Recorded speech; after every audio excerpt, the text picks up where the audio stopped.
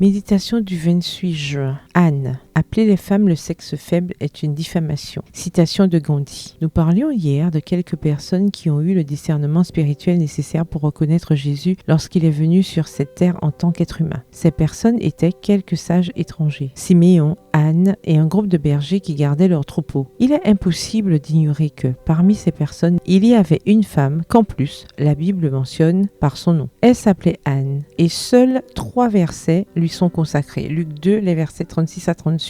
Mais quel verset! La chose la plus importante à son sujet est qu'elle était israélite, âgée environ de 100 ans, veuve qui servait au temple et avait l'habitude de jeûner et de prier. Lorsqu'elle a vu Jésus, elle a compris qu'il était le Sauveur. Elle a remercié Dieu et parlait de Jésus à tous ceux qui attendaient la rédemption de Jérusalem. C'est sur cette dernière partie que je veux m'attarder. Anne a été l'une des premières personnes à prêcher le Christ. Ne vous attendriez-vous pas à ce que la mission si importante de prêcher le Messie dans la ville de Jérusalem revienne à un dirigeant éminent comme une autorité de la synagogue, un prêtre ou un enseignant reconnu? Auriez-vous délégué cette responsabilité à une femme de 100 ans, à une époque où, pardonnez-moi, mais c'est la vérité, les femmes n'étaient pas valorisées socialement? Vous voyez, Dieu l'a déléguée. Par hasard? Bien sûr que non. C'était lié au fait qu'Anne vivait une vie consacrée. La femme engagée envers Dieu ne vit pas une vie oisive, vide de contenu. Elle ne pratique pas une religion mystique, dépourvue d'action. Elle ne dit pas qu'elle priera pour vous, mais elle intercède silencieusement chaque jour dans la prière pour toutes les personnes et les situations qui l'exigent. Une telle femme est certainement la meilleure candidate pour la mission, même si à première vue, elle ne semble pas l'être. Ma chère amie, si vous pensez que parce que vous êtes une vieille femme, vous n'êtes pas bonne à grand-chose, vous voyez qu'il n'en est rien. Si vous pensez que parce que vous êtes une femme, vous n'aurez pas certaines opportunités, vous vous trompez sur la capacité de Dieu à ouvrir les portes qu'il veut vous faire franchir. Si vous pensez que votre vie est vide parce que vous êtes veuve, vous n'avez pas encore vu les nombreuses façons dont vous pouvez contribuer au bien de l'humanité. Commencez à remercier Dieu et attendez qu'il vous montre ce que vous pouvez faire. Le verset du jour se trouve dans Luc 2, le verset 38. Elle survint elle aussi à cette même heure. Elle louait Dieu et parlait de Jésus à tous ceux qui attendaient la rédemption de Jérusalem. Bonne journée, que l'Éternel vous bénisse.